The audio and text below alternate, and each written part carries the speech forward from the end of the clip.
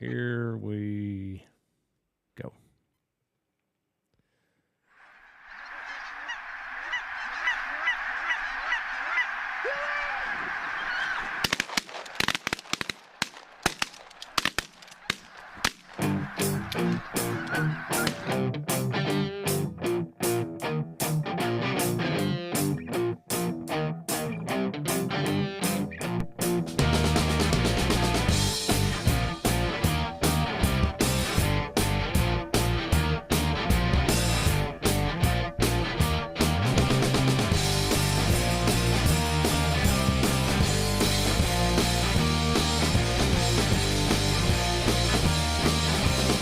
Here we go.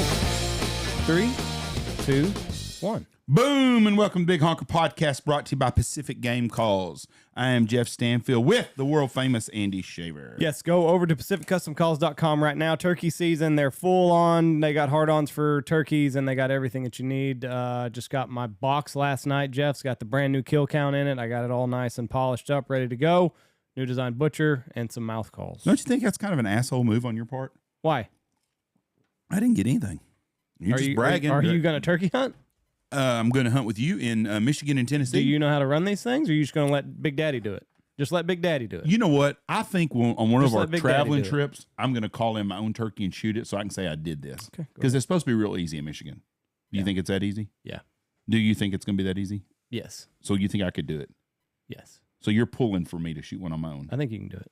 Okay, that's what we'll do. So you'll let me borrow a call since I ain't capable of having one myself? Yeah. All right, well, that's nice to fucking know. With us today from Aberdeen, Scotland, Mr. Kristian Lilley. Kristian, how are you doing, sir? Hey, Jeff, how's it going? I'm very good, pal, and yourself? We're doing good. We're doing good. We just got in from Knoxville. They had a big bass fishing thing. Is fishing a big, like, what kind of fish are over in Scotland? It's on an island. Yeah, it's a pretty big deal, I would say. Probably more so freshwater fishing over here. We've got a lot of famous rivers for kind of salmon and trout.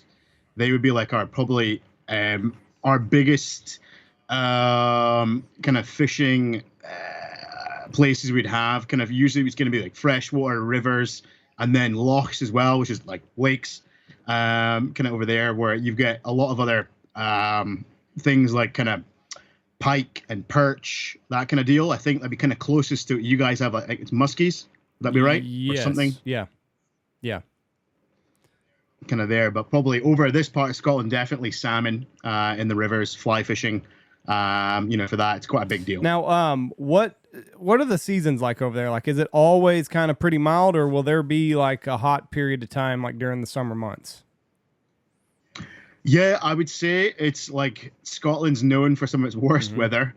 We'll say it's like a four seasons kind of place over here. It's like, if you don't like the weather, wait 10 minutes, it's going to change. It's kind of what we always say. So like even right now, it's obviously almost April. It's like winter will not let go. I think you guys have got it far worse over there. But for us, I've never seen it as late. I mean, it was snowing, yesterday, and we will get snow into April, but it won't tend to be as like cold, or it's maybe kind of very off. It doesn't usually happen, but like the last few years, every time it seems to be later and later that winter's kind of holding on. Spring seems so far away. We'll tend to have nice weather for like probably June, July, August, into September. And then October, you can sometimes get really warm weather too, which can affect us actually with obviously at the start of our waterfowl season. But usually up until like October, I would say it's reasonable weather. Even still, it's like, I've seen snow and sleet in July in Scotland before. We've had it all. When does your waterfowl season come in? Is it late October, November? We actually start hunting first week of October. I'll hunt through to the 31st of January. Technically, the season in the UK does start the 1st of September, but that's going to be more so resident birds. Again, it depends where you are in the UK, but we do obviously have resident honkers and grey lags in the UK. Where I am in Aberdeen, we have a very small number of resident grey lags kind of within the area.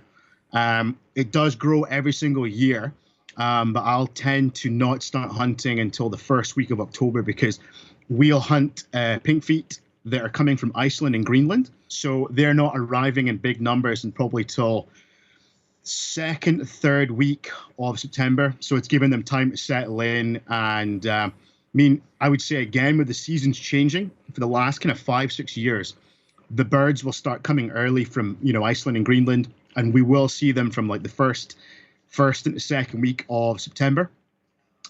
So, I mean, again, a lot of those birds are kind of pushing in, and they're heading really far south in the UK. But we'll start holding birds big time, probably third to fourth week, and that just gives it plenty time for all the roosts to fill up. And we'll start with our clients from the tail end of the first week, and we'll run straight through to the 31st of January, which is the last day of the waterfowl season inland. So I am going to ask my first of many really dumb questions, but how far is it from Iceland and Greenland? How far do these birds have to travel to get to where you are? Let me guess. Hold on. I'm going to say 2,200 miles. Because it's all ocean. Yeah, it's all pretty much ocean. They're going to have a stop off. There is like a really far kind of north islands, or two islands called Shetland and Orkney. And you basically have, you're kind of, I guess from their point of view, they're hoping they're going to get like a really good, migration wind. They're going to get a good push from the north, tailwind, and kind of push down. But they'll hit those big islands there, or sorry, the small islands, and they might chill there for like a couple of days. It might even just be a short stopover, and then they're going to go for the mainland, obviously, of the UK. And they'll start from the north of Scotland, work their way down. And depending at the time of year, they're going to then either, some of them will head really far south into England, southern Scotland. And then we'll start to get the ones that will hit our area straight off the bat. They'll come to Aberdeenshire. Or there's the ones that will be kind of north, kind of Inverness, or the Highlands. They'll stage there in quite big numbers, and then they'll start to come down to us again, probably kind of that third, fourth week of September. And they obviously, it just builds from there. It's pretty crazy, I would say, the first month of October. What are the fields that they like feed on once they get to Scotland? What kind of agriculture do you guys have? Because I always see it's like super green. It's like a lot. I would call it. You guys would call it pasture, okay. I guess, for cattle, for grazing. We just call them grass fields, and that would be big for kind of late season, December into January. We'll hunt them a lot on those pasture fields just because they're causing obviously a lot of damage. Over here in Scotland, we've got a lot with with beef cattle and sheep, and obviously the farmers want to keep that keep those pasture fields looking good for in the springtime. And then even still in the winter months, the farmers will move sheep around in quite a few of the fields. So if you're going to get, I don't know, a good few thousand geese in a lot of these fields, they eat stuff up pretty quick, especially if it's cold, which it tends to be, December through January. And if you got a full moon, our geese will feed under the full moon, big time. So they can do a bunch of damage. Early season, we'll tend to hunt them on barley fields. Obviously, whiskey is a big deal in Scotland. It's probably the main thing that people in Scotland think of. You think of whiskey, castles, golf, Sean Connery, all the good shit. So I would say that probably October through to beginning of December, it's going to be barley fields. And then it'll depend on the food situation. So if there's a lot of barley left over, they might stay feeding in there till like mid-December, late December. If it's been a really good harvest, the farmers have obviously got a lot of the barley, the heads, picked up, which is what they want. They might move on to the grass, the pasture fields sooner. And then what they will do also is get on to, just the same with you guys, winter crops. Mm-hmm. So winter wheat, winter barley, and they can, they beat the shit out of that big time. It's a big deal. That's some of my favorite places to hunt because obviously, yourself, they love it, especially when it gets cold. And it can get super cold over here too. So it's like hotcakes for sure. Now, are they roosting on like rivers and they call them locks over there? Is that where they primarily will stay the night at? Yeah, big roosts. You'll get them on lochs. Like there's going to be certain big roost locks within kind of the, our Aberdeenshire area, further south, further north. Like I'm looking at one on a but map. It's Loch of Skene. Yes, yeah, that is our big roost. That is. So that's kind of like I would say that's our area. Okay. Within there, we cover as far as, if you got that on the map, we go as far north as a place called Keith. It's kind of almost in the boundary of the Highlands. So I mean, we probably cover about 65,000 acres of ground. I looked up. So you get. Go ahead. I'm sorry. When you go, Jeff. Sorry. Did you say Fief or Keith? Keith, north. North of Fief. Keith of where? There's one town, Fyvie. Oh, Fife. Fife. Okay. That is actually that's kind of out my area. Okay, but that so I need to where go you further found south. there. That is like that's another goose spot right down there in Fife. I looked up the miles a minute ago. It's 770 miles from Iceland to Scotland to the mainland. Yeah.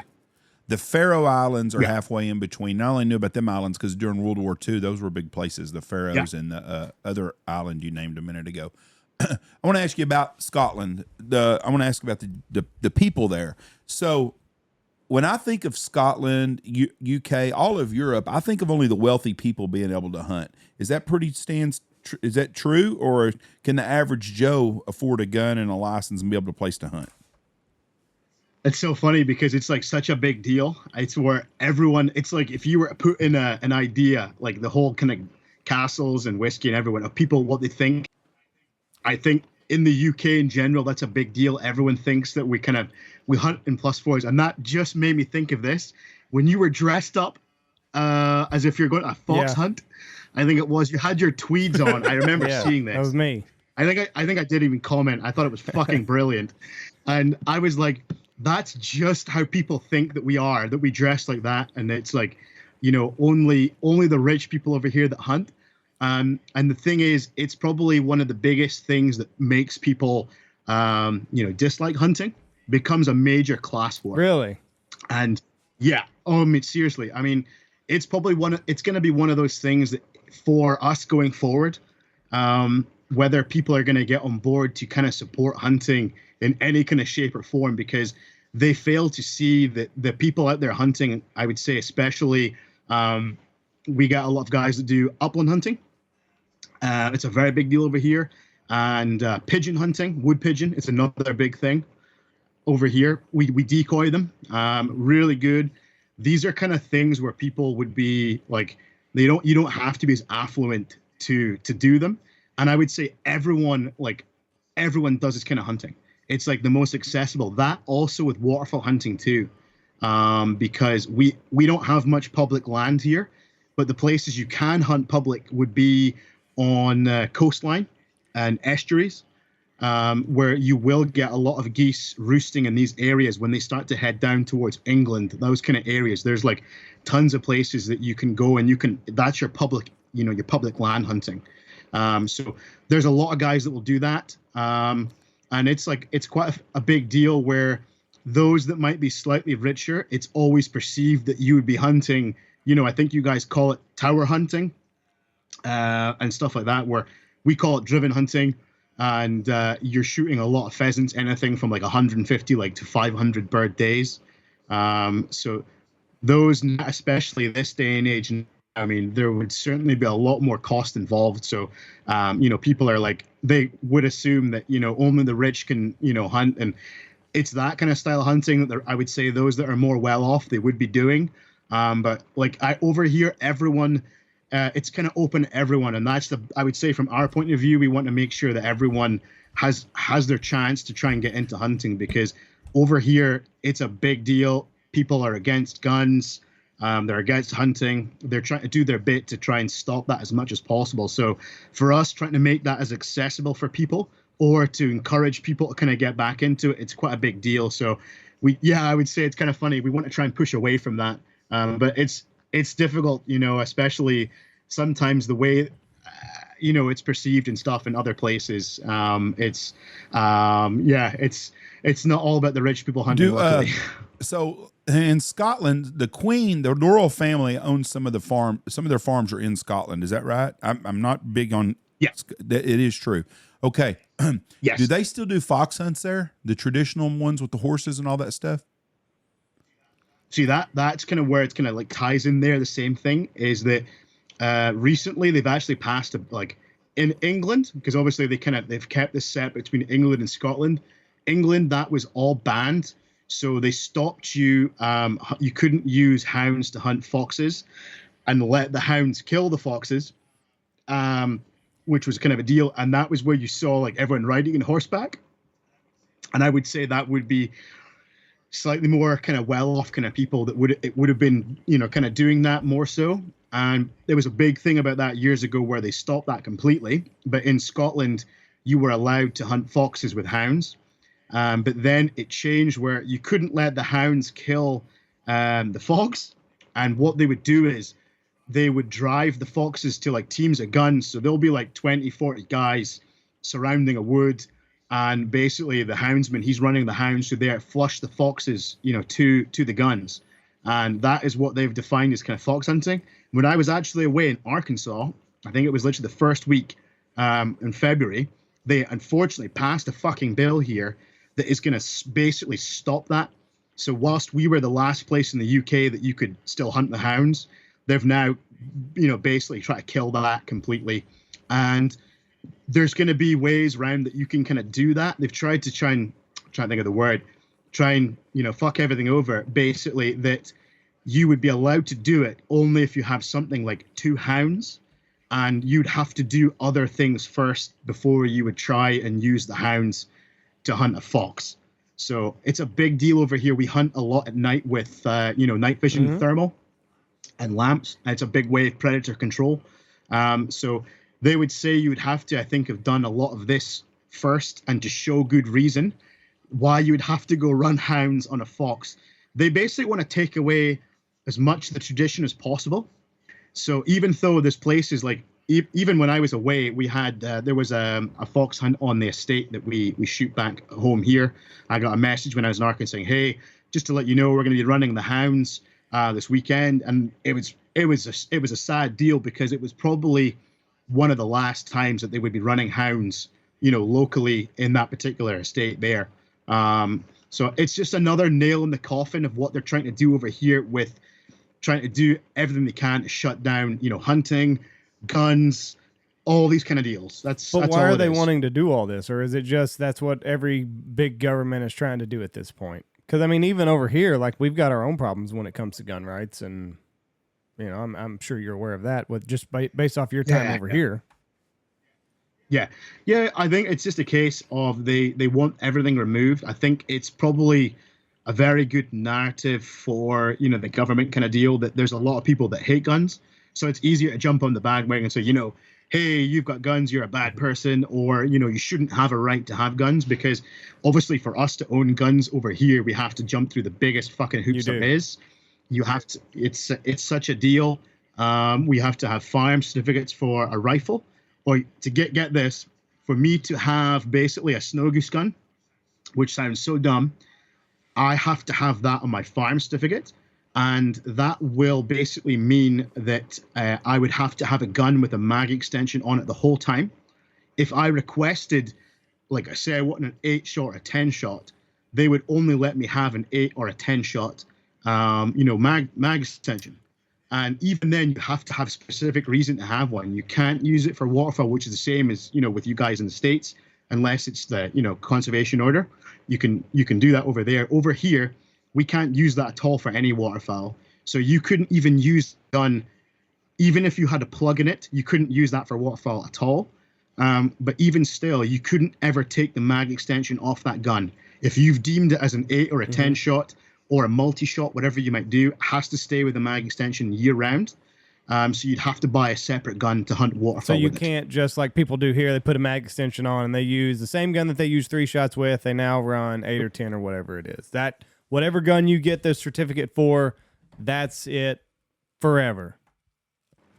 Yeah, and even then, you would have to make the request. So I would have to basically, I've got for my license, I'd have to write into my police department and say, okay, I want them. Like I did, and one of the reasons I got mine was for hunting snow geese in the States. That was basically one of their reasons. Or if you have a job in relation to what I do as a guide, or like a game manager. So I use it for hunting pigeons a lot. for predators. For those fox hunts that I was talking, about, you would usually go there and you want a gun. Obviously, we can hunt with lead, for waterfowl too, which is great. But for foxes, I mean, you can stuff 8 plus 50-gram lead shells in there. You have a fox runs by, you want to make sure you do the job properly. You're gonna give it hell. So that would be another reason why I could have them. Otherwise, they don't give them out to just anybody. It's pretty crazy. And then even to have the shotgun, I have to have a separate license for the shotgun, and that'll allow me to have, because of obviously me being an outfitter, I'm allowed to have more guns than other people. But even then, you have to have justification, as to why you would want to have as many guns. They just want to regulate absolutely everything. I get it for some points, obviously, the way things are, and with I guess laws to an extent, but I would say that certainly the UK over the years has tried to be kind of like one of the main places that they want to use as an example of this is how you should have your gun laws.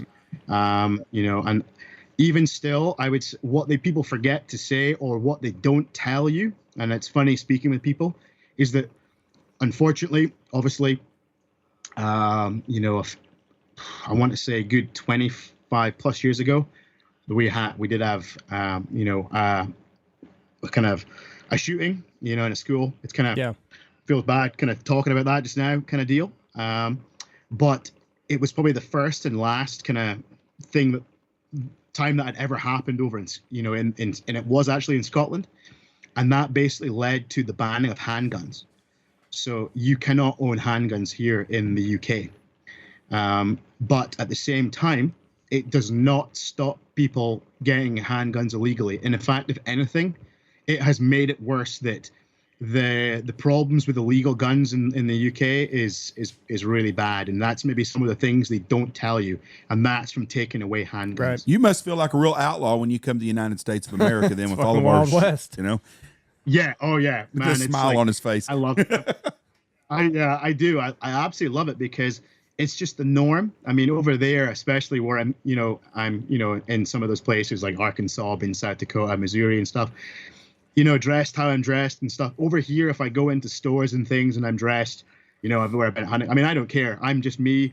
I'm proud of what I do. I love it. People are like, what the, especially if you got like 10 clients all dressed in camo, they're like, fuck the army. They're invading. The army are going in the store.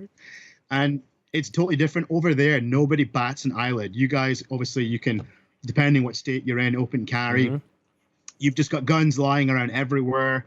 Obviously they're safe, but the backs of trucks, you don't go anywhere with, without your guns and stuff. It's, and then all the guns are on the shelves. There's nobody's messing with them, but over here you would barely have guns laid out anywhere near where someone could be near it. They would be all cabled up. They might be behind glass. It's just a totally different world, man. That's the way our life is, though. Here, it's so much. I went to high school and I had my shotgun in my back seat, because I guided during the winter. So it's like I don't want to take this shit out every day and then put it back in. So let's just keep all the shit in the back seat. But nowadays you can't do that shit. We're getting crazy here, but y'all don't have guns anywhere, but y'all also don't have any Memphises or New Orleans or Baltimores over there, and that also helps. What is the crime like? I mean, because we got big metropolitan places that crime is awful. Like the only safe thing to be in some of these places is a fucking bullet. But I mean, like in Glasgow and is it Edinburgh or Edinburgh? Yeah, Edinburgh. I would definitely fuck that one up. That's right. In those bigger places, though, I mean, is crime very bad, or is it a relatively safe place to live in? I would say it's pretty safe to live in. It's a case like anything anywhere else. You're gonna have your bad areas. Yeah. I'm not gonna mention where they are in case someone tries to stab me later or something. No, I'm joking. But no, you do. This is the funniest thing, because the fact that you guys are asking me this, it shows already that they're trying to do such a good job of, as if the UK is a really safe and sensible place and all that. There's no handguns because they've taken those away, but they've just pushed all that underground. It's not, I mean, yeah, okay. I mean, I don't fucking know that market. I don't need to go get myself an AK or anything, but there's guys out there that they will know exactly where to go, whether that's going to be in Scotland, whether that's going to be in London, they'll know. But the biggest deal over here is knife crime. The knife crime we have, I want to tell you that it's either, this is how bad it is. It's either, I shit you not, it's on a par with New York, or it's worse than New York. The one, I don't know the exact statistics, but that's how fucking bad it is. And these are the things that it's so funny. Like when I'm over there, you know, watching the news, listening to the news and stuff, when I hear them talking about things back home in the UK or Scotland, the things that they don't want you to know, it's, man, they play it so well, like in terms of, yeah, just how bad some of these things are. Like knife crime over here is absolutely the worst. There are places where, even like the other day, I mean, where I am in Aberdeen, really good place.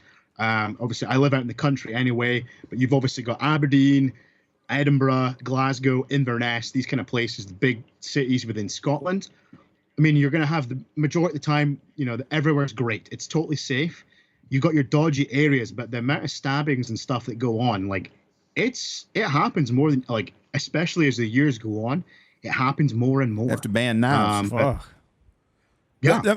I mean, but it's like, it's the whole deal. All right. I told you before we did. Too, you could go and you could beat. And I don't want to get fucking stabbed. No, I told you before we started this, we're not politically correct, so I'm not going to be politically correct here, but I'm being honest, and this is how I feel. The fucking Muslim neighborhoods are the shitholes, aren't they, in London? Yeah. See? There's definitely a lot.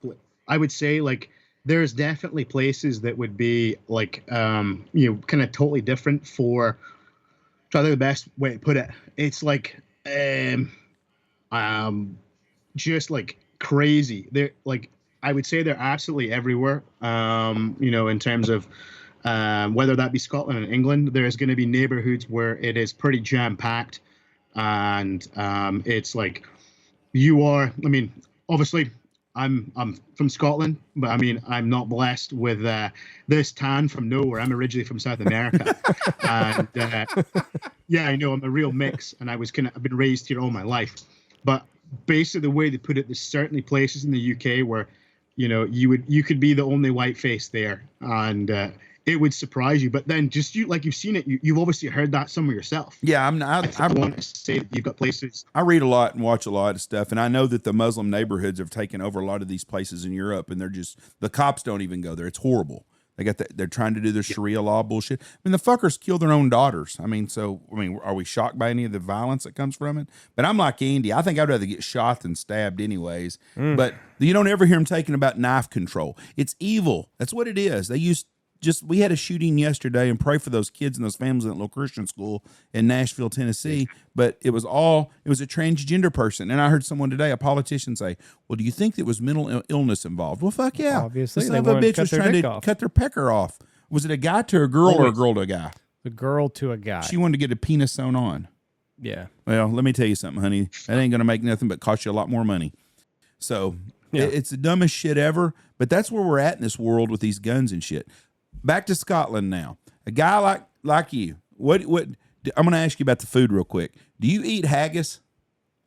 Oh yeah, fuck yeah. What's haggis? Fuck yeah, haggis. Yeah. Explain to Andy what it is.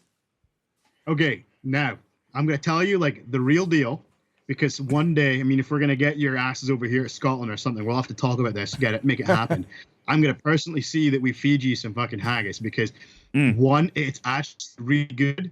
Two, it's not how you hear it. That it's like, I hate to spoil it for you, and this is like a big spoiler. It's not completely like a haggis, like basically made out of sheep's stomach. Okay, back in the day, that's how it would have been put together. It literally would have been like the casing of a nasty old bastard and sheep, and then you would stuff all the good stuff in there, which is basically, it really is like offal, like, you know, liver and kidney and kind of like stuff that you maybe don't want to think about too, mixed in with herbs and spices. And it's like, I can describe it as being like, you know how you get your kind of breakfast sausage when it's in like the casing? You know, the circle things. Yeah, exactly that. And it's basically like that. And it's kind of cut up, and the haggis and the black pudding, or the blood pudding, as you guys sometimes, you know, hear it as, it is seriously good stuff. Like, you can have it. Honestly, mate, we had blood pudding. When we was in Michigan like a couple years ago, went to that meat store when I bought that wasn't blood pudding. That was blood sausage. Blood sausage, same thing. Yeah, that's different. It is I had different. Guys say the same thing. Yeah, it's different because we had this discussion. It came up in Arkansas back in February. They're like, "Oh yeah, I tried that," and I was like, "Explain it to me." And I was like, "That's fucking different." Right. And they were like, "Oh, I don't know if it's a good thing." I was like, "Well, it depends on your taste buds. It could be a very good fucking thing or a really bad thing. Well, it depends." These were not very good. Now, your haggis though, does it have rice in it? No. No. Okay, so it's not like boudin then. Hey, have you had boudin? No. Do you have boudin over here? Yeah. Yeah. I love boudin. Yeah, it's definitely. Yeah, that stuff is good. I think it's kind of similar, but I think maybe that'd be like with when you've got the oats that are kind of through it and the barley, where it's kind of like a similar texture, how it might look, but the taste is different because there's obviously lots of different places that make it. Like our local butcher, they make their own haggis and black pudding, and it's fucking amazing because they use the right ingredients of like the right amount of spice and everything. If it's too much, it can be really overpowering. And like I've heard of people, like I had guys that were hunting deer with me last year from the States, and they'd obviously been to London before, and like, "Oh yeah, I had full English." And I said, first of all, full English and a fucking Scottish breakfast, totally different things. That's like saying, "Oh yeah, you're from Canada," but then saying you're from America. It's the same fucking place. It's not What's the same breakfast? fucking place. What's the English breakfast then? And what's Scottish breakfast? Yeah, what are the difference? It's a posher breakfast, where you have to speak very nicely like this, and you have a cup of tea, and you put your pinkies out, and you have that. No, I'm just joking. It's like different things. They'll have what's the word? I'm trying to think. I mean, because it's like English, and we're Scottish. We've got the best breakfasts. It would be different, like variants of like they'll have tomatoes on their plate as well, like a fried kind of boiled tomato kind of deal, and also, they don't, for us, we have, which is kind of like, almost like a hash brown. It's called a tatty scone, a potato scone, which is almost like a really mashed up kind of potato bread kind of deal. And that is like one of the key things, along with obviously the black pudding and the haggis. You won't get that kind of stuff for an English breakfast. It's a bit more posher. Now, do you feel, because Gordon Ramsay, I think he's originally from Scotland, and then he went to now he's all England and shit. And he's putting tomatoes and shit on everything. Is he? Do you feel like those guys like that are like traitors? Like, what the fuck are you doing going down there? Yeah, I can believe it. But then again, it depends what way it works for you. And you're kind of like, if that's kind of your narrative of what you want to do, you're like, oh yeah. And, and it's like anyone says, oh yeah, we could be Scottish too if it works for you or whatever you need to be. It's like, I'm like a Scottish through and through, because obviously, originally from South America, I was there for like 3 months of my life, and then I was adopted, and I've been brought up here in Scotland, all my life. And as far as I'm concerned, I'm as Scottish as they come. What's your favorite Scottish meal? Favorite, like if you was gonna order something that was Scottish, like England is fish and chips is their main thing right there, right? Which. Yeah, it's a big deal. It's a big deal up here too. Like, but I know everyone associates it with England too. But even still, we've got the best fish and chips. You want to come up here, Aberdeenshire. Fuck that. England don't have it. We have it up here, fresh fish. But probably for us, it's gonna be like very Scottish things, which sounds really weird. Is haggis, sneeps, and tatties. What is that? So it's like I was telling.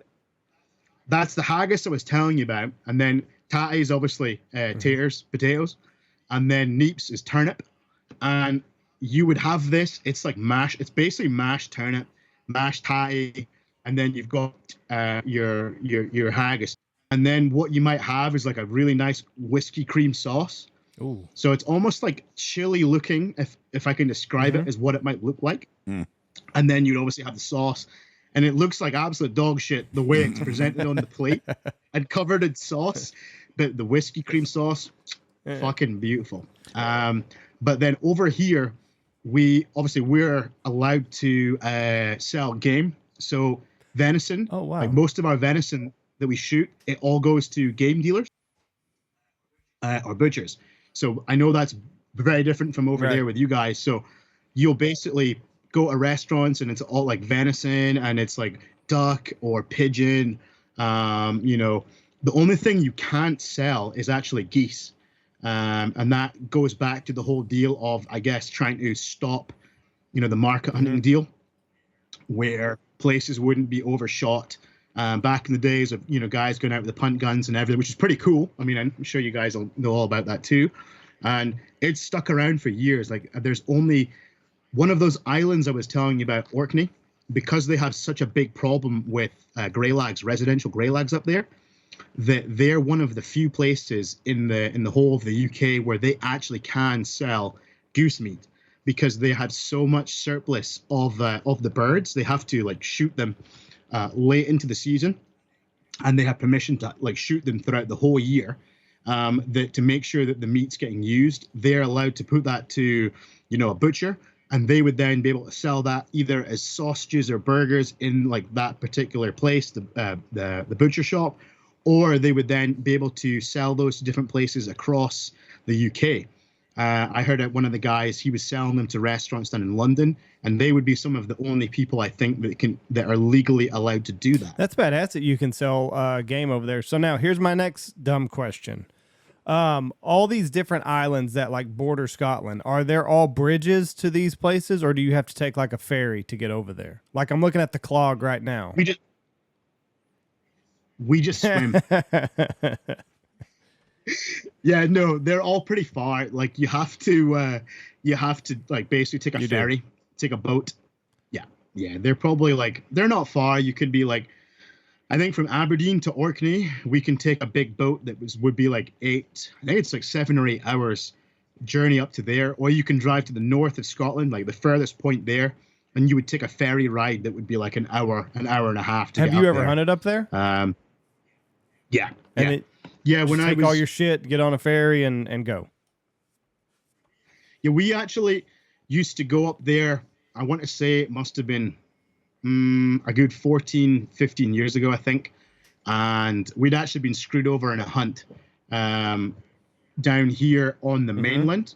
And we were all pretty young at the time. So we're looking for somewhere we could go and have like a proper lads trip, go and hunt, go out, enjoy yourself, party, do all the good stuff. And we found this place up in Orkney. And back then, I would have said it wasn't as popular as it is now. And we went up there, hunted with a guide, and him and I became, really good friends, over the years. And it probably led to me actually at some point getting into guiding. That my guys that, my circle of buddies and stuff, they still go back up there and hunt. They hunt with a different guide where he is probably the main person on the island. He's a local guy, because the guide that we used to go with, he used to come from England. So he'd do the same thing, like out of state, guide, go down, like you guys would go, wherever in Nebraska for the season, Oklahoma for the season kind of deal, and then, go back home. So he'd go up there for 4 months of the year. And I think he did that for X amount of years. Obviously, the hunting pressure definitely changed with a lot. Other guides started to go up there. It's a very small island. Like, you could get from one side of the island to the other within like 20 minutes. Wow. Yeah. What made you want to come over here to start guiding? Was it just kind of your off season and figured, why not? Fuck it. Let's get over to America. Yeah, I think what it is, I mean, I've always been, big into hunting. And I think when you see social media was probably getting really big, I would say Facebook back then. And obviously you could see all the videos. And for me, it was kind of like for my own development, I chose that I wanted to be a guide and make this my career. And I think I owed it to myself to go over there, because the way I see it in the UK, I mean, yeah, there's some very good guides, or people that have built guide service up to a point where, the standing is really good. But I think, in my opinion, if you want to become a better guide, you need to go to other places where you can learn from other people, and either for the, good or for bad. And one of the big things that was on my list to do for years was probably obviously snow goose hunting. And it was one of those where I wanted to get into also taking people overseas from the UK and Europe, because my client base would have been more people from the UK and from France and, other countries like that. So there was a big interest to take people away. So for me, it was big to go out there first, see what it was like. Not only am I developing my own skills, I'm hopefully becoming a better guide. There's a lot that I would then take back. And that one of the biggest things I've seen over, I think I've been hunting in the States for, I think 10 years now. And I think the comparison I've seen now between snow geese and pink feet, which we hunt here, is so similar. They are. Yeah, big time. In what way? And just like the being assholes and kind of getting a lot of big spins and shit like that, or what? Yeah, definitely. Kind of feed habits in terms of like absolutely when it's game on, it's fucking amazing. It's like one of the, like I always say, it's like it's the best fun you can have with your clothes on. You know, it's the same deal as being under a big spin of, you know, snows as it is with pinks. And then you get the next day where you think you have them completely sussed and they absolutely fuck you. There's nothing you can do. You stand there and go, it's the same world over. But in terms of they're like, yeah, they're super smart. I would say it's comparable to like a late season pink, the way snows can be. But then it's one of those things that keeps you coming back for more every time. So do you, when you're scouting over there, like, is it exclusively like, okay, I can hunt gray lags or pink feet in the morning, or they kind of commingle a little bit? They will mix together because you've got your residents. The residents will tend to hang out by themselves. So like my specific area, I've probably got, it's probably a small flock of like literally 600. And early season, the pinks will come, they'll mix. It's a really good one where you could kind of do like a mixed hunt of both. And then what will tend to happen is those grays will separate themselves from the pinks because the pinks grow in number so much. When the feeds probably get over like 1,000 birds, they'll start to peel away because the gray legs are quite dominant to begin with. But then the pinks will take over, obviously, you know, big numbers of them. So the grays, they'll hang out by themselves in like that big flock of, you know, well, small flock, 500 or something. And what I'll tend to do is when we've got teams from America coming over or France, it's a big deal to try and pick off as many birds on your list as possible. So we'll tend to keep that because for me, a feed of 500 is not a big feed. You have to want to hunt them for a specific reason because one, they might come in a oneer. I've seen it before. They come in, you know, they leave the roost, dog walker fucks them up and they come at you a oneer and you're like, well, guys, we're going to get one go. Let's fucking work these things to the ground and, you know, make sure you pick your birds, 3 shots, make them count. Or you get little groups of like 10, 15. And oh man, when they do it right, it's amazing. You'll get nice groups. But other than that, we're predominantly hunting pinks. They'll be anything from like 1,500 up to a 10K feed.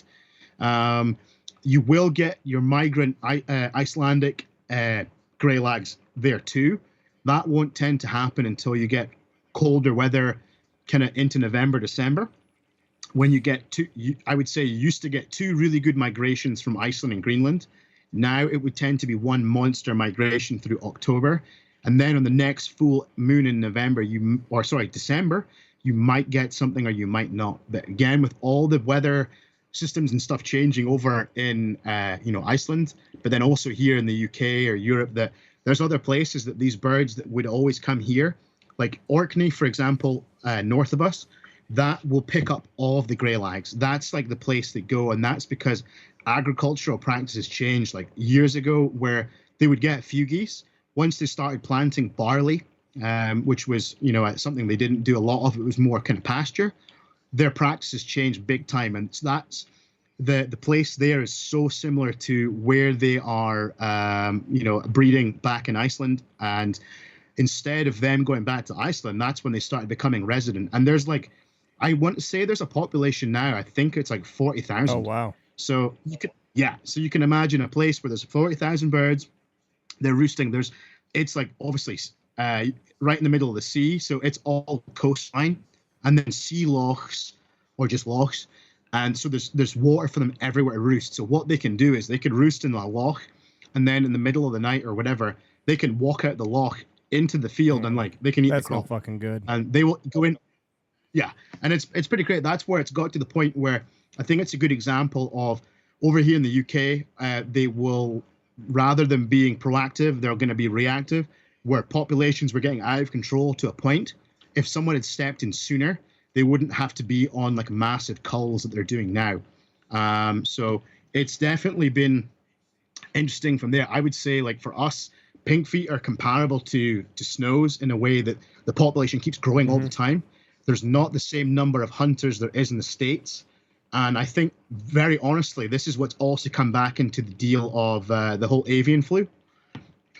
because it was more prevalent here in the UK because it happened during COVID.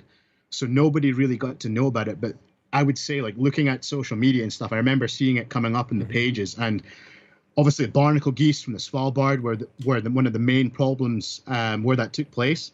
And obviously that's where you've got like snows, I think, and Ross geese sharing the same, breeding grounds. And I put money on it 100%. This is just where that's come from there. And it's escalated. But now that COVID's kind of out the way, that became such a deal. And it always seems to be in the migration when they're obviously coming down for the fall. And then when they're going back up, it's like over here, it was certainly bad last year. But to be honest, it was only bad because people were choosing to talk about it. And even then, strangely enough, it only seemed to affect certain species, of birds. For other reasons, it didn't affect them. If anything, it affected domestic birds like chickens far worse than it did some of the, waterfowl species. We had, when that whole thing was going on, we had a biologist on, and he said, like, it's gonna go through your chicken coops, turkey houses, they're gonna get it, but he was hopeful that it wouldn't really spread it off into wild geese too much. And I saw some videos not too long ago of the snow geese were kind of getting impacted, but other than that, it's been pretty. I hadn't heard anything about the avian flu. It's been a couple weeks. It's been shit since waterfowl season ended. Right. I think it's just ran its course like everything else did. When did you guys finally like end all of the COVID madness, like masks and all that stuff? Was it because here in the States, like or where we were in Texas, we did it about a couple months, but there's some places that are still locked down. Really? Yeah, it's fucking wild. That's nuts. I would say for us, it properly ended last spring. Okay. Because it still fucked me. I had obviously most of my client base is now from kind of overseas hunters. Obviously, a lot of guys from the States, from Europe. And that was going to immediately be the problem where, these guys couldn't travel anymore. And I would still say up until this year, I still have hunters that haven't managed to make it here, that when they come for this season, 2023-24, this will finally be them coming because they couldn't travel for whatever reason because of the laws. Obviously, it's a big deal, or it was a big deal for people where the vaccination thing, where, it was done for fuck all. People got the vaccination hoping they would be allowed to travel, and it meant nothing. I think that was a big thing over here in the UK, that they duped us into saying, hey, if you do this, you get your first, your second vaccine, you can go wherever the fuck you want. And I didn't want to get it. And I ended up getting it because I knew that obviously, one, if it's going to allow me to have international hunters, and if it's going to allow me to travel to obviously take clients overseas, and for my own, for me wanting to go and hunt in other countries, like obviously Canada being such a big deal. And a lot of these places, I think that now for us, it's like, it's not even a thing. Right. But yet the things they made us do back then, and for what? Yeah. You could look at it that way, I guess. I'm not putting it down. I know people obviously lost, friends and family for that. It's obviously sad for everybody, for sure. But it just would have been good to see, how that was going to turn out for all the businesses that suffered. Like for us, it was a massive deal because we rely on tourism. If people can't travel and they want to travel and they're being stopped to travel, it's a fucking deal. Yeah. So it was last year, and I hope, touch wood, like that's kind of, it. Well, and now all the studies are coming out, like natural immunities are you're way better off just to have natural immunities, catch COVID, come over COVID, than you are, getting the vaccines. And it's not even a vaccine, because technically a vaccine would make sure that you don't ever get COVID. And now people that have the shot, they get COVID just as much as anybody else. So more people to call it a vaccine is very misleading. More people died in the United States than anywhere. You were safer. Think about this, in Ethiopia than you were in the United States of America if you caught something wrong. Because they'd had natural immunities. Well, that, and they weren't fucking being told they can't do this. And they also take hydrochloroquine because of malaria and stuff. Right. But those people didn't get sick. Yep. But what I'm saying, is there anything else in the world, disease-wise, that you're better off in Ethiopia than you are in the United States of America? Nothing. No. I mean, it's because if it was a plan. It was a plandemic. It wasn't a pandemic. It was a plandemic, and they did exactly what they wanted to do. One day, these people will pay for this shit too. One day, history's not going to be kind to them. I agree. I absolutely agree. Let me ask you about the royal family. For someone that does not understand all the pomp and circumstance of the royal family, pomp and circumstance, I was a big fan. You do to the old lady. I was a big fan of The Crown, the show, and the King of England, who would have been Queen Elizabeth's dad, seemed like a really outdoorsy type of guy, and then Charles seems like a big pussy. No offense if you're a big Prince Charles guy or King Charles, he's a big pussy in my book. Do y'all not get sick of all that bullshit? Yeah, I think it's like a lot of people, they are very big on it. I get it. Especially, I think more so people out with the UK as well. It's such a big attraction. I mean, when we were over in Florida last year for a holiday, it was the same time that obviously I think the Queen's funeral was kind of on. And the amount of people, we were obviously over there for 2 weeks, but the coverage that was going on, during that was obviously something that, it's a, bad deal for everybody, of course, when you lose someone special, but it was amazing how many people that were going from the States as well that I'd seen in other countries to go over, to pay their last respects. It's like, it's a very, I don't know, it's again associated with the UK or with England, that it's quite a big deal. Obviously in Scotland too, it's a very big deal. And I think it's the same idea that because you've got the royal family, and obviously we have the government too, and people can be equally the way they support either, or especially the royal family, because it's obviously very regal and everything else and the history it's behind it. But also where we are now too, that people could argue and say, well, what is it they actually do? Yeah. And especially at the taxpayers' money or whatever else, that's always a big one that comes up with there. From that side of things, and you could look at every side of it and so on from all over and justify something or not. But I think from my point of view is that that they had a very big involvement with like hunting over the years, and each different person you'll hear of, like from all like the sons, obviously from the king, King Charles. Everyone's played different parts of that over the years, and I think it's important now to look back and you can see who's either still been on, on the, what's the word, like who still supports it or who doesn't. Mm-hmm. And like you'll see all the changes with, with Harry and obviously with Meghan and stuff. A lot of that kind of shit, I couldn't care for any of it really. It is what it is. But the fact that someone would basically fucking let somebody dictate what they're going to do, what they're not going to do. I mean, his balls were in a purse a long time ago. I agree.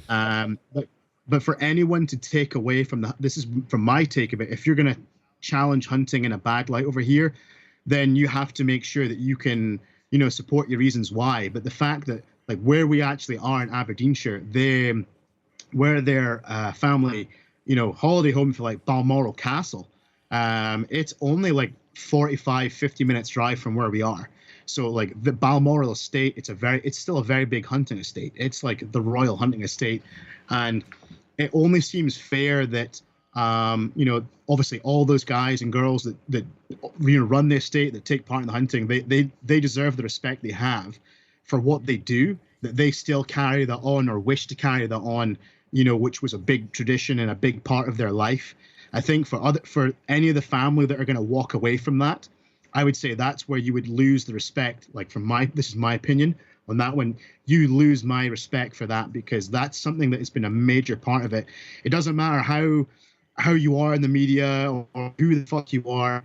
If you've not got the balls to sit there and say, yeah, I'm a hunter, I'm proud to do that, and change that tone when you're in the limelight, then that to me, that's where you've got a problem. And I think that's where a lot of the royal family, where it's something, and that's one thing that would have been about the Queen, which was really good about her. I think up until, the very last few years, every bit of involvement that she could have within the kind of hunting, sporting, the rural country lifestyle, she was all about that.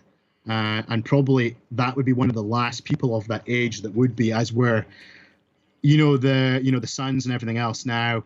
It's all about who's going to make them more popular, or what they've got to do to stay relevant, and all the other, bullshit that goes with it. Yeah, she was an outdoors lady. She liked to shoot stags. She pheasant hunted. She done all that stuff. And then fucking twat waffle Charles, he don't do shit. I guess he don't do much of nothing. And then the other boys, and I feel sorry for Prince Charles though. That fucker's got some bad eyesight. Why? He traded in a 10 for a fucking 2. Well, who was the 10? Fucking Princess Di. Oh, so he killed a 10. He killed a 10, or his dad did. That's who killed her. She was a smoke show. But yes, she was murdered by them. Just like John F. Kennedy was. Well, what was that? Was because they were getting a divorce, though, wasn't it? And that would have been like a stain on the royal wedding. She had all the secrets. It wasn't about it wasn't about the divorce, because Princess Margaret. You can't get a divorce over there. Princess Margaret was involved with a guy that'd been divorced. Her uncle, who was the king, got dethroned or stepped down, whatever they call that, from the crown, because he was married to a lady from America that had been divorced. But that's what I mean. If they get a divorce, he wouldn't have been able to take his rightful spot. They were already divorced. He was divorced when they killed her. Yeah, but now all of a sudden he's a widower. But he was. It don't matter. It don't. They killed her because she had all the scoop and how shitty that life was. She was involved with regular people. Well, she was. The Fody Diad guy was rich. I mean, but she the regular person. It's kind of like Donald Trump is over here. The regular person likes Donald Trump, even though they have nothing in common. She was the same way. She didn't have anything in common with the regular people, but she was one of them. And they didn't like it. She was more popular than anyone else was. Charles is a fucking big old pussy. Was she a commoner? Like whenever they hooked up? Like how'd they get shagged together? She was like a third cousin. Oh, well. Yeah, it was definitely something that was kind of like anything would be like as frowned upon probably as could be, in terms of how that all kind of landed up, I think, from there. I mean, I'd like to think that I'm still kind of young enough that it wasn't. I mean, it was a deal when I was obviously younger at the time. How old are you? But you 37. Okay, you're my age then. Yeah, a little bit younger. Yeah, so we're still young. Yeah, we're young. Yeah. We're young. Yeah, exactly that one. So I kind of hold on. But no, it was definitely, you could look at that so many different ways, kind of like in terms of just whether, what the real truth about, everything there, you could run rings around it forever. But I think that just shows the level of where it can go, of what you don't need, coming out into the open, how that can go away pretty quickly. Now, here's my next dumb question about Scotland, because what's your relationship with like England south of you? You're your own independent nation, right? We are, as in like, obviously the UK split into 4. It's got Scotland, England, Northern Ireland, and Wales. Okay. So together we make the United Kingdom. So we've got our own, our own government, if you like. We had. So is that like a state over here in the United States? Like Texas it's in the United States, and we kind of have similar guidelines, but at the state level, we're different than we are from like California. Yeah, that's a great way to put it, actually, just to make it easier. So then even still, obviously, you would have as the UK, that would override kind of everything. Right. From that sort of things, where we have our own government here in Scotland that would then conduct whatever it would be for everything from, the health and education and so forth from that side. So what they were trying to do, I would say or the argument was that whether we should be independent of England, mm-hmm. and they were trying to push that, kind of like the whole idea of the Brexit deal, with that. So they would try to say they were the last person in charge was trying to really push for the independent Scotland. And I think one of the best examples that kind of showed that up was when we had COVID. The money that we had to then get from the UK as a whole, the UK government, that was kind of a deal. It was showing that Scotland alone, we would struggle to support ourselves. I mean, that's something I would never want. Especially, obviously, we've got different healthcare system over here that from what you guys have, and there's our there's healthcare so many is different fucking things awful. that would. So like, I'm open to ideas. Yeah.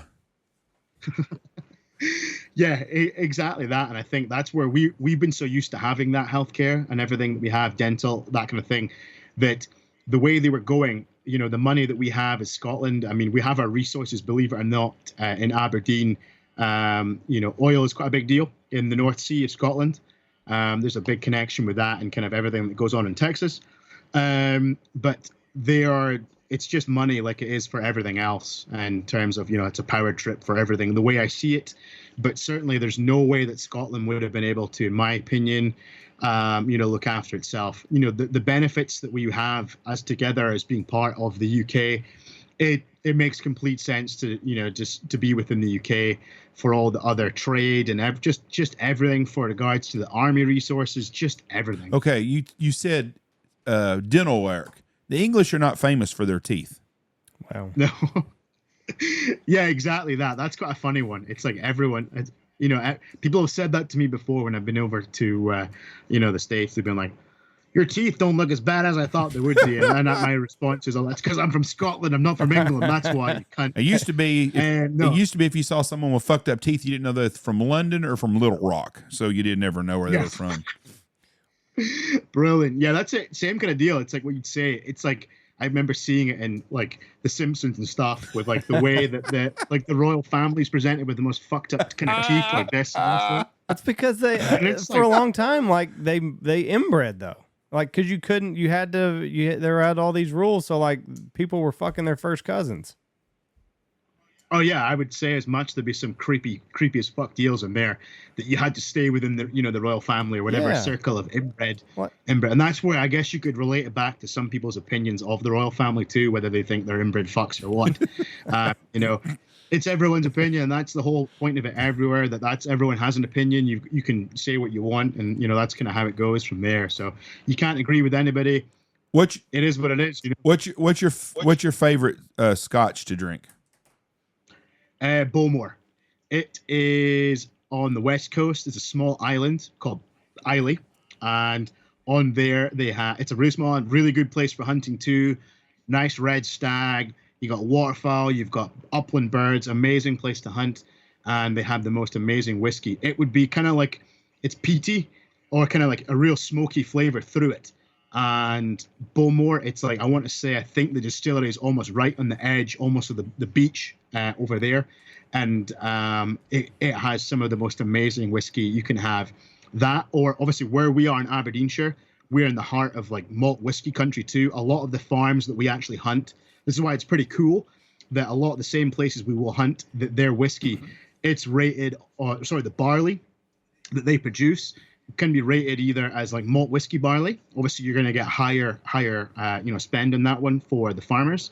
And there's a lot of places that we do hunt that they provide distilleries with the malting barley. So do you drink more whiskey or do you drink scotch? What's the difference? Well, one's scotch and one's whiskey. Yeah, I would say whiskey is more defined. This is how we see it over here. That Scotch is Scotch. That would be like malt whiskey. Okay. But then I was always told the way it was, if it's whiskey, you're more like, that's defined as us for like, it could be like more Irish whiskey. As where here, I would say you can call it what you want. It's whiskey, it's firewater, it's Scotch, it's fucking, you can call it whatever it is, but it's the good stuff from there. And it's important as well, when you drink the good stuff, you drink it neat. No ice. Don't add fucking Coke. You can have ice. Okay. You can have ice, maybe a little water if you want to. You're meant to apparently add the water to help enhance the flavor and bring it through. Or you can just not be a pussy and drink it straight how it's meant to be from that side. But again, it depends on the area of whiskey. Where the West Coast, it's super peaty, so it's almost like it's super fucking strong. As we're back in Aberdeenshire, further north, around kind of Speyside, you'll get softer whiskey where it's really nice, really smooth. It isn't as strong, but it's different flavors to it. Kind of like your idea. I mean, I don't know enough about bourbon, but I know that you get like every kind of different, it seems like kind of strength or taste or whatever it might be. It's the same kind of idea whiskey of all depending, I guess, how it's been distilled and then how it's stored in different casks. Right. I think the casks are what give it the flavor. What's your do you have like beer and stuff over there, or is it all mostly like liquor and stuff? And is it that dark stuff? Yeah, Guinness. Exactly. We call it a lot of ales. Yeah, Guinness. I mean, that's like our cousins, our good old Irish. The Irish and Scottish, we like to party. But it's we would have ales, so it's like a big thing where you've got like your ales here now, and then it'd be like a heavier set beer. Like we'd call like you've got your light beer. You could call it like we would say it's like piss water. I mean, it's not bad. You know, it is what it is. But then over here, the strength of the beer, we have the ales.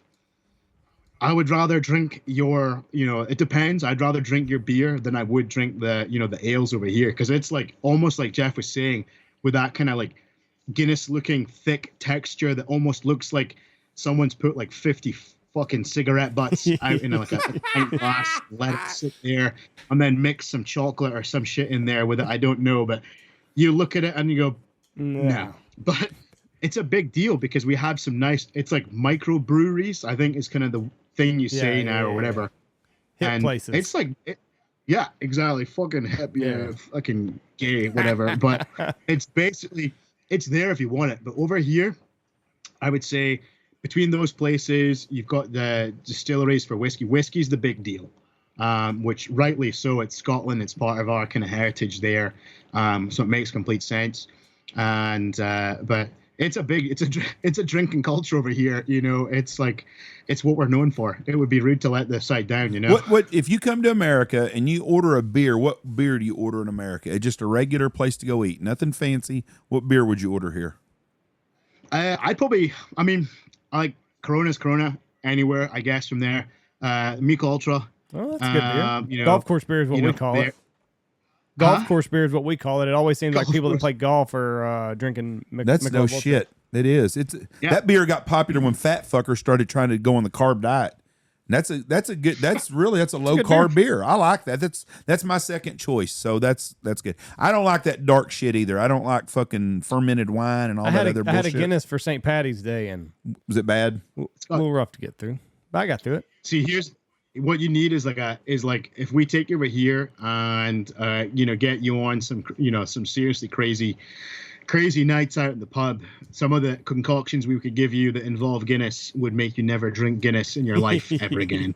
Well, it's when you have a Guinness mixed with like a really nasty like fucking vodka topped with another whiskey and top. Yeah, it's serious. Like it can get messy. We're notorious for making really stupid random things over here and then give a name and then we're like, oh yeah, we'll sell this. And before you know it, you wake up in the morning, you think, why did I do any of that? We did that this weekend in Knoxville. I had a Jameson. Was it Jameson? I don't know. Is that the whiskey? I don't know what the Jameson shot, and then they followed it up with pickle juice. It's fucking terrible. No, you followed it. It was a chaser, pickle juice, pickleback. The pickle juice was the chaser, but it was Jameson in front of it. I don't know. Oh, it was fucking horrible. I didn't take it. God, it was bad. That makes me want to cry just even thinking about that right now. I couldn't. That was the dumbest shit. Yeah. And they drank a bunch of them. I don't know how the hell they drank that stuff. I like pickle juice and a snow cone, and that's about it. Yeah. But I don't want it following. I'm not a whiskey drinker anyway, so I'm not a Jameson guy either. So it really don't matter to me. I don't like any whiskey. I damn sure don't like Scotch. Scotch is by far the most. You have to have an acquired taste for Scotch. Yeah, I would say it's definitely like there's more. It's like a really full-bodied, I would say, of whiskey, and the taste of it. It's either for you, it's not. At least with a normal whiskey, we would say that like that's maybe a better example. A whiskey, a malt whiskey, or a malt is pure. A blend, which would be like famous grouse, is a blend. That's the most typical one where you see the grouse. It's like kind of famous for that, but it's a dog shit whiskey. That's one where you could mix with like Coke or a Sprite or something that's gonna basically take the taste away. It might be one as well, like one of those like fucking. What's it? Those White Claw things that you guys have, like a fucking, I don't know. You're supposed to have a vagina to drink those. What? Yeah, definitely. Now, when you come over here, you live in, from what I have seen on like Instagram and places, social media, you live in one of the prettiest parts of the world.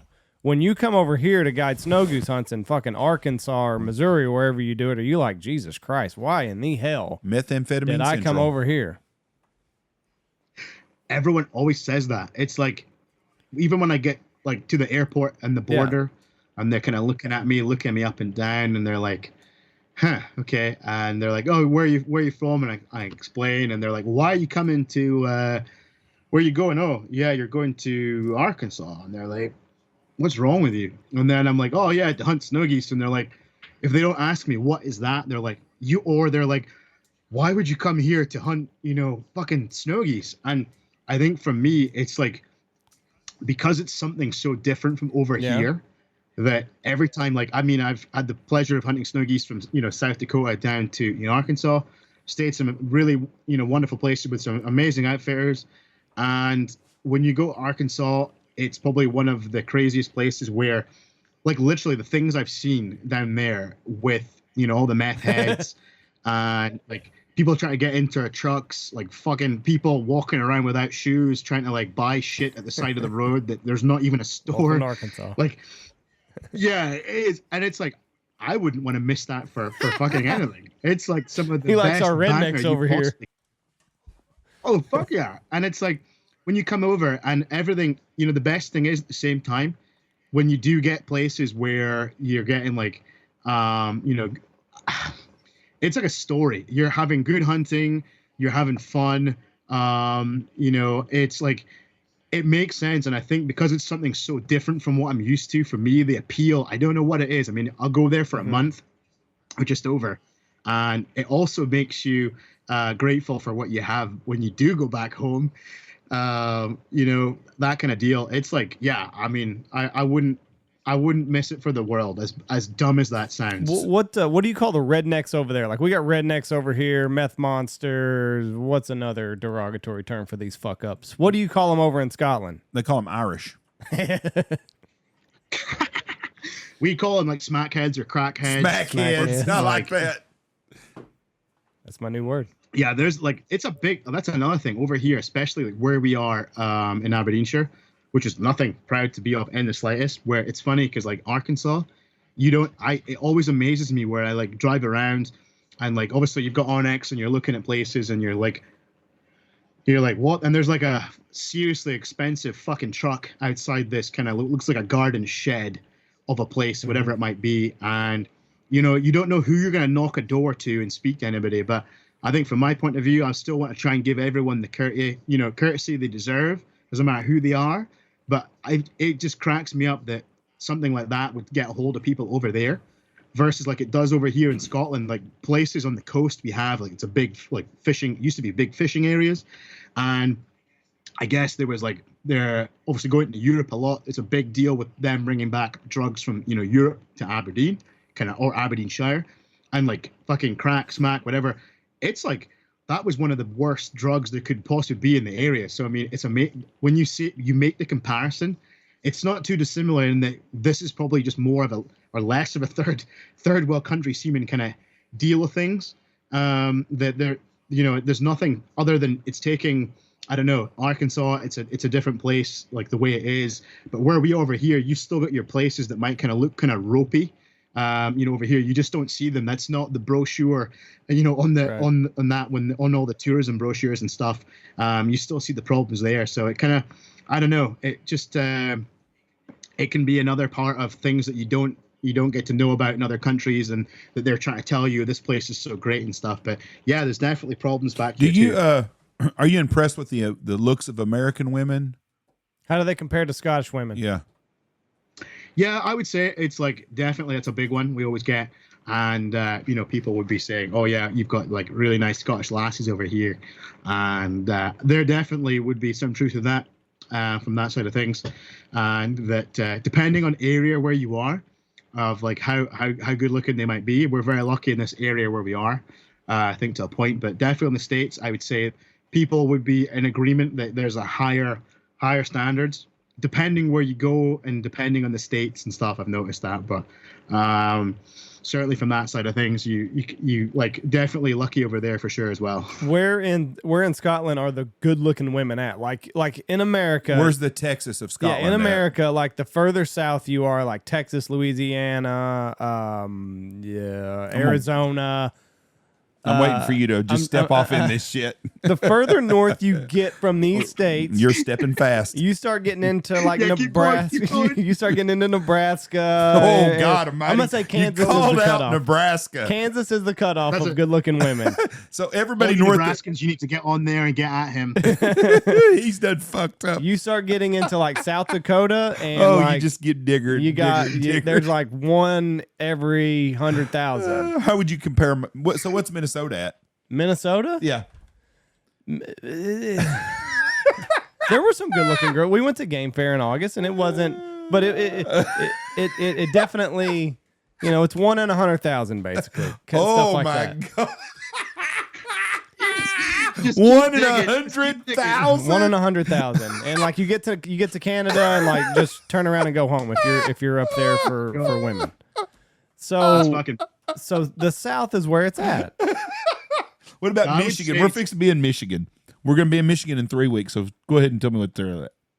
I don't know. You live in a town of like 50,000, and there's probably 1 or 2 good looking ones. So 22,000, 22.5, 22.5 what? 1 in 22.5, So 1 in 20,000 women in Michigan are pretty. probably. Like a Texas pretty. Like a Texas pretty. I would have just played it like this. I'd have said, we have more good looking women in Texas than any state. Anywhere in the South, the percentages of better looking women seem to be Right. You there said seems to be exactly. more. You said Whoa, exactly whoa. what I said. No, you said 1 in 100,000 earlier. 1 Well, in these 22,000. are I think just the numbers are better than These that. are just numbers.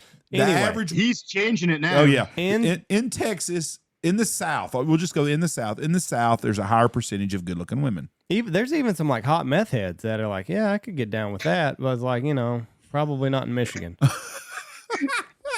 So where in Scotland are all these good looking women at? Is it east, west, north, south? I would say kind of you make like the same deal. I would say from probably Aberdeen down to like Glasgow and Edinburgh. Yeah. The same kind of deal. The kind of the bigger cities from there. I would say Aberdeen kind of down. That's probably like putting me in the spot too for saying that for anyone that's kind of north. But hopefully no one's going to see that, so it's going to be okay. Yeah, so I'm not going to get the same shit as you're going to get from all the Nebraskans and everyone else. They know. I mean, they're just jealous. I mean, that's the only reason they're going to give me shit is because they're like, fuck, he's really true, and he's saying a lot of things that make a lot of sense. So He ain't lying. He ain't lying. He's not lying, do but I got a wife from Nebraska, so I got to take up for her. now, do you have? See, in Texas, we've got that woman that's tanned and accessorized, and she gets in a tanning booth and stuff. Do y'all have any of that in Scotland? Yeah, it's a big deal. I think even more so that it's probably almost in a comparison. That's one thing I'd say it's everywhere. That's like from where we are, Aberdeen, like right the way down to like the whole of the UK. That's what it would be. It would be all about kind of, either fake tan or, tanning booths or, blonde hair, eyelashes, kind of just like everything. Right. What it would be of like it's like A everywhere. lot of fake basically. tits in Scotland, then, is what you're saying. Yeah. God yeah, bless for sure. them. God bless them. Yeah, you'd probably like over here. What? Yeah. We What do is- like fake boobs. How hard is it getting on permission? Because not a lot of public land are Well, we there. changed this up fast. Yeah, I know. We can really We went change from it. fake boobs to Well, I'm permission just- to hunt. because I forget questions and shit, Jeff. Is it a lot of like estates that you have to get permission from, or are there a lot of private landowners? It's both. I would say it's mainly over here either going to be private landowners or an estate that have most of the land. There's very little public ground anywhere. So obviously we don't have anything like Onyx. It's like good old fashioned knocking a door. Right. But what over the years, obviously I've had places that I hunted when I was a kid. So naturally those would be places that would be farms of mine that I've had for many years. We've always got the good grace of being there. But then obviously since doing this as an outfitter for the last kind of 10 years, I've had to grow essentially our area, and all you're doing is having to make contact with all these farmers to establish yourself in the area. So it's very important, for me, that probably would make me not one of the most popular people if you are just like a recreational hunter or just like a weekend hunter or something, because definitely from my point of view that I'm trying to do the best I can for my clients. I'm trying to formulate relationships with these obviously farmers or landowners that I'm the only person that can hunt there. It all becomes completely private, and obviously you're not sharing them with anybody else. Obviously, where we are, it's a very big area in general. So the way I see it, there are other places, there's other areas where, guys have hunted for years, and so much is obviously important. They've got their areas, I've got my areas. I was always big on expansion, and there definitely would be places that I would have taken other farms or land off, other, guides, for whatever it might be over the years. A lot of the time that might be guys, this is a big one for me, is that you've not been looking after the landowners. You've been maybe disrespecting their ground, rutting up the place, leaving, shells, leaving crippled birds, basically all these kind of things. Anything that might make a landowner go, oh, hey, I've got this guy that hunts here, but then he says he's going to hunt and he never turns up, even though he says he's going to be there, because it's all very well that you could take the cream of the crop when the birds are on like a cut, like a cut cornfield or whatever. They're not doing any harm. But if you're not there to be able to hunt geese when they're on the pasture or on the wheat to keep them out of there, obviously people doing the predator management too, or their pest control. That's something that I will do throughout the whole year. So if they've got a problem with a fox that's taking chickens or lambs, I can send somebody over there to take care of that. Or if we have big problems with obviously the wood pigeon thing on the crops. For like now, they've not started sowing because the weather's so bad over here, but there'll come a time where they're going to obviously sow. They need to make sure you're protecting, the fields when they've been sowing. Then when they're establishing as well, like halfway through the year, when you've got standing crop, you're going to get problems with pigeons and crows there too. So I would say that they're looking for people that are going to give back as much as they can. And I think it's a good way from my point of view to take care of the farmers and to to look after them, because they're obviously giving us the privilege to hunt in their places, we couldn't do that without them. We'll change it up before we get off here. What's your craziest duck you've ever shot? Craziest duck. Probably the one that sticks out the most, which was the coolest for me, was a banded euro for oh my gosh, I'm trying to remember where the client was from. A Chilean client. Oh wow. A what? Chilean. Yeah, it was. Yeah, I've never Chilean. I should probably know better, but they came all the way, obviously, over. It was one of my like second year, I think, of guiding, and obviously over here we can hunt at night. So we run evening hunts for. Yeah, it's cool. And see. One of the big deals there, this is where it gets even better. You can actually, you can feed, which is like essentially, baiting, I guess, like baiting. Yep.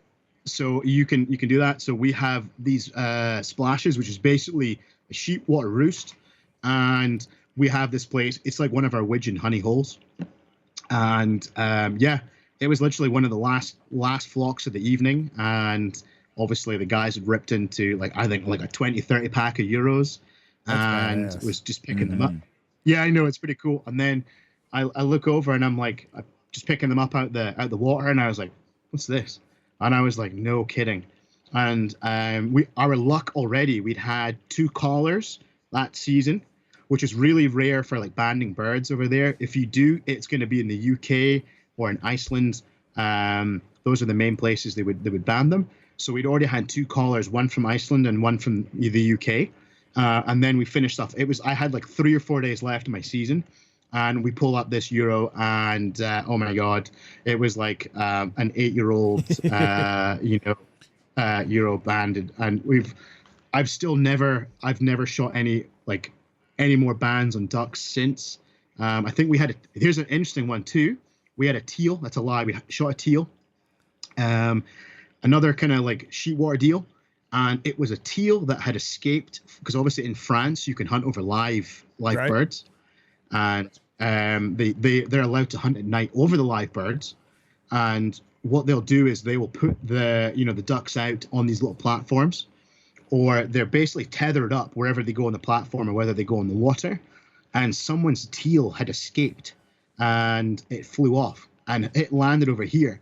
And through Facebook, this was a couple of years ago now too, we actually managed to find the guy whose teal it was had escaped, because they've got their own numbers and stuff. It's like is it like a plastic band type thing. And that guy managed to get in touch with us. That was his teal. Yeah. Do you kill any American? Do you kill pintails there? We do, but they are super rare. I think we got into a bunch. This is how rare it is, only for where we are. If you're more coastal or if you're further south, you will have more pintail. But we haven't shot a pintail since 7 years. What about gadwalls? Do you kill gadwall? Same kind of deal. We don't see many of them at all, unfortunately. If you go further south, there's places like down towards England where you will have pintail and gadwall galore. but they just won't have the widgeon. And I would rather have the widgeon, all day long over. That being said, if we could get a pintail, even myself, I mean, I've shot pintail in Canada. That's the only place I've shot them. If I could get like a proper bull sprig, like the ones I see in Arkansas, oh my God. What about canvasbacks? You shoot canvasbacks or redheads over there? There are some places you do. Again, not this area. It's more coastal. So you'd have to be kind of around sea lochs or the estuaries. I want to say that over in Northern Ireland, there's a place called Loch Ness. And that would be one of the places where I think you'd be getting into kind of divers like that. And even still, I don't think it is as big as it used to be. It would have been something that these are areas, I mean, they know where, the good stuff is. And, people have hammered them over the years. And I think we had clients there from a year or two ago, and he said that the changes that were happening, they've definitely seen, drastic numbers change like over the last kind of 10-year period. Y'all kill greenwing or blue-wing teal over there, or cinnamons? All greenwing, all Eurasian greenwing. So there is a difference. I mean, you'd have to be like I'd say looking at the wings, I want to say that it is one of the, I'm trying to think of the best way to describe it. I'm not the best of it. I just know as much that it's down to one of the lateral lines, if that'd be the right way of putting it, on the wings. If you were to put them up, compare a Eurasian green wing to like an American one, you would see it. But if they didn't have, if you didn't have the wings stretched out, you would not notice the difference. The way they sound, the way they come in like rockets, you would know that the difference is for us. We will field hunt geese in the mornings. At night, we tend to do all our hunting of ducks. So like, obviously you can hunt, I mean, until the ducks stop, we'll basically keep hunting. So you're obviously listening for, those drakes. If you've got a group of like 20, 30 coming in, you're never going to know what one you're picking out. It's like, I remember the first time I had an American client, he was like, "Hey, Chris," he's like, "How do I know which one's a drake?" And I was like, "Well, you see when the birds come in." He's like, yeah. I said, "Well, shoot them." And he said, "We'll see what the dog brings back, and you can flip it over and check it, lift up its kilt, and you could see what's in it." And I said, "Hey, bud," I said, when those birds are coming in, yeah, you can obviously hear, what's what, but when you've got a group of them, at the same time, if there's a pair coming in, you can put money on it that it's going to be, a decent pair." And I'll always say to guys, from there, obviously, absolutely, shoot them. I mean, like we do anyway, we shoot them, I'll say kill them. Make sure you shoot what you can. It's totally different because obviously you're shooting at night. For shooting over water, you're having to shoot with non-toxic. When we field hunt, we can still use lead. Right. So obviously you're going from something slower to then fast. You're changing it around. So usually I would say it takes like a day or two for usually guys to kind of get used to, swapping over to lead and then back to, to steel.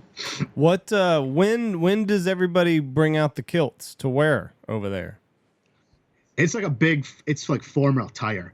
So if there's like a, wedding or a party, like a 21st or a 50th or a special occasion, you would wear your kilt.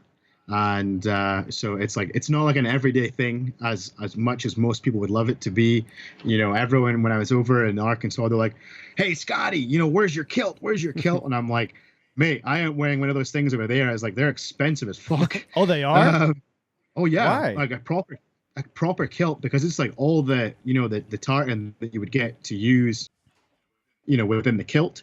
It's like when it's done properly, it's like all hand stitched. So you've got, I want to say, I can't remember exactly how many. It's like 20 to 40 pleats in the back of the kilt. So it's all like, it's a real deal. It's like getting, something. What's it cost? Like a suit or something. Yeah, you are. You're like a grand upwards. $1,000. Do you free ball it? Yeah. Oh yeah. It's gotta be. It's all about the comfort. Comfort and ease too. Can you imagine just going to the bathroom and just fucking lifting up and there you go? Yeah, you never know when you need to get loose pretty quickly. So I mean, it's there. Are they wool? Yeah. So they're hot. Relatively warm. Oh yeah, I mean it's like you can. I mean that's why you got the benefit if you're going, without the boxers or whatever. You're good. You're self-regulating temperature, so you're good to go for everything. Would you wear one, Andy? When in Rome, you got to do as Romans do. Free balling? I'm not gonna spend $1,000 on a fucking. Would you free ball it? Oh, absolutely. Yeah, absolutely. See what we're gonna do. We need to get you guys over here, and you can like hire kilts like you would, because not everyone wants to get a kilt. Yeah. It's usually like a big deal. So we're gonna get you over, and we're gonna hire you a kilt, and we're gonna get you wearing one over here. I'm sure everyone wants to see it. I mean, I hope they're gonna comment, and we can do like a thing of however many likes or something. He's gonna have to do it, and then you're gonna have to. We're gonna do the same Braveheart scene as well. We're gonna get up there, and we're gonna flash, and I don't know, maybe that's going to help bring the geese in. I don't know. Motherfuckers better have some good eyes. Yeah, exactly. Where was the Braveheart and all that? Where did he roam on the island? It's like further south. It's like central Scotland, from where we are. But it was an everywhere deal. Also from the south, kind of up to north, like Inverness. It was like obviously a big deal with the kind of boundaries between Scotland and England. So obviously further south, you've got the boundary between Scotland and England there. There's definitely like a lot of different kind of famous places and so on from there. But it's probably, I would say, the kind of central belt of Scotland around kind of Stirling towards Edinburgh and Dumfries, kind of all those kind of areas down there. Well, I'm going to make it to your country one day. Guts out while he was alive. Well, yeah, you don't fuck off over there. That's a different breed of cats. Jesus Christ. Like, of all the ways that I would ever want to go, like, they kept him alive. They made sure to keep him alive to do all this. I'm going to and they did it in front of everybody. I'm going to make it to Scotland one day. That's my bucket list. I don't give a shit about going to London, but I would like to go to Scotland and to Ireland. I'd like to see the country over there. Maybe one day the road with Boss will end up in Scotland. Who knows? I would like it. What about Isle of Skye? Is that a beautiful place to go? Yeah, definitely. That's obviously further kind of northwest. Yeah. That's a super nice place, like really like in the hills, kind of sea loch, like red stags. You've kind of got everything you could think of as well that would like describe Scotland up now there. You're getting ready to roebuck hunt, right? So y'all do y'all's deer hunting in the spring? Yeah. I mean, we can hunt we're really lucky we can hunt deer all year round. So right now it is basically the doe season. We'll be finishing next week. Our roebucks start the 1st of April. And then that will run, the roebucks run through to, I want to say it's the 18th of October. And then the red stag, they begin, I think it's the 1st of July through to, again, I think it's the 18th of October. And basically from there, that you can either then hunt female reds, which are hinds, from the 19th right the way through to, I want to say it's in March. So there's always, it's either like basically, bucks or does that you're able to hunt. But the big one for us, obviously, roebuck running from the 1st of April through to the 18th of October. The best time for that is between April and June. Give everybody your website. You're busy all year round. Yeah, pretty much. I mean, which is great. We obviously guide up until June for the roebuck, and then I've got July off, good to spend time with the family, and then August is our pigeon hunting. Again, you can kind of pigeon hunt all year round, but depending on the season, you've got better ones. So the best time is when all the crops have been harvested. So that's really from like August through to September. So I'll guide pigeon hunts from August, basically all of August, stop at the beginning of September. That gives me time to spend time with the family, or go hunt overseas like Canada, wherever it might be, for September. So yeah, it's like full guiding here in Scotland. What do your geese taste like over there? Huh? They're really good. Are they? They're like, I would say comparable to between a speck and a crane. Okay, so yeah, that's fucking fantastic then, Jeff. So yeah, huh? It's a goose. Huh? Tastes like a goose. Fucking Jeff.